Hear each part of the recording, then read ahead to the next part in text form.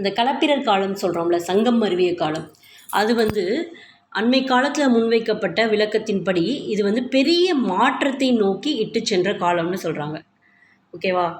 இதனால்தான் 6ஆம் நூற்றாண்டுக்கு பின்னர் வட தமிழகத்தில் பல்லவர்களும் தென் தமிழகத்தில் பாண்டியர்களும் அரசு மற்றும் சமூகத்தை உருவாக்க வழி செஞ்சுருக்கு அப்படின்னு சொல்கிறாங்க. ஓகேவா? தொடக்கத்தில் வந்து இந்நாடுகளோட அரசர்கள் வந்து சமண பௌத்த மதங்களாக தான் இருந்திருக்கிறாங்க.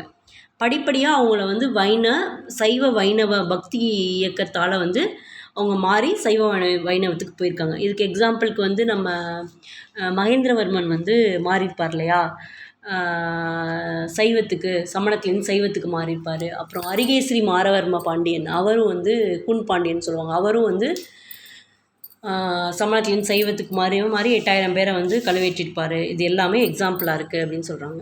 பார்க்கலாம். ஓகேவா? புத்துயிர் பெற்ற வேத புராண மதங்களின் செல்வாக்கிற்கு ஆளாயிருக்காங்க அப்படின்னு சொல்கிறாங்க.